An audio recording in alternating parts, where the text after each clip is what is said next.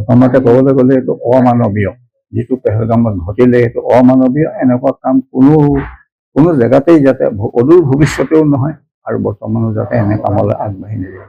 আৰু দ্বিতীয় কথা হ'ল যে তেওঁলোকক যিটো শিক্ষা দিলে আমাৰ ভাৰতীয় সৈন্যই, সেই শিক্ষাটো প্ৰশংসনীয়।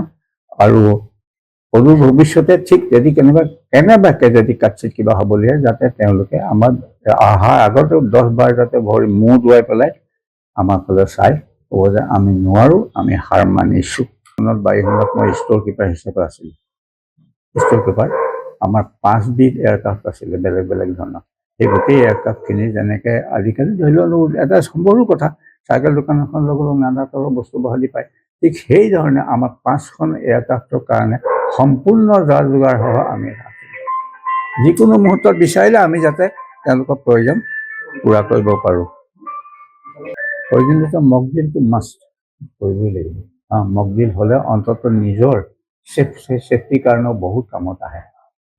গতিকে মকড্ৰিল যদি বোলে কি কোনোবাই নাজানে, তাক শিকাই দিবলৈ কোনোবা পাৰ্টিকুলাৰ মানুহ আহি হ'লেও গাঁৱে গাঁৱে এজন হ'লেও আহি কিবা এটা ফিল্ডত বা অন্য জেগাত মুকলি জেগাত ইয়াৰ বিষয়ে এটা আলোচনা ৰিহাৰ্চেল নিচিনা কৰিব লাগিব। ভাৰতীয় নাগৰিকসকলে যিটো যুদ্ধত যিমান দূৰ পাৰে সহায় কৰিব পাৰে লাগে। আৰু বিশেষকৈ মই মোৰ নিজৰ বিষয়ে কৈছোঁ, যদি কাইলৈ যুদ্ধ হয় মই যুদ্ধত নিজে আগবাঢ়ি যাম।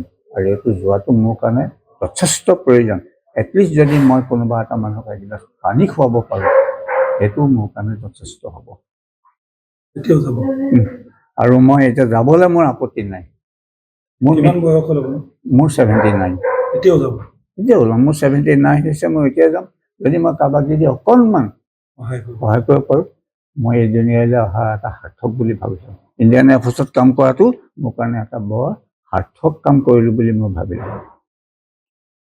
প্ৰথমতে ক'বলৈ গ'লে এইটো অমানৱীয়, যিটো পেহেলগামত ঘটিলে সেইটো অমানৱীয়। এনেকুৱা কাম কোনো জেগাতেই যাতে অদূৰ ভৱিষ্যতেও নহয় আৰু বৰ্তমানো যাতে এনে কামলৈ আগবাঢ়ি নাযায়।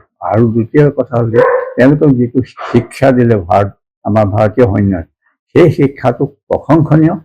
আৰু অদূৰ ভৱিষ্যতে ঠিক যদি কেনেবাকে যদি কাটচিত কিবা হ'বলগীয়া, যাতে তেওঁলোকে আমাৰ অহাৰ আগতে 10 বাৰ যাতে মূৰ দোৱাই পেলাই আমাৰ ফালে চাই ক'ব যে আমি নোৱাৰোঁ, আমি হাৰ মানিছোঁ।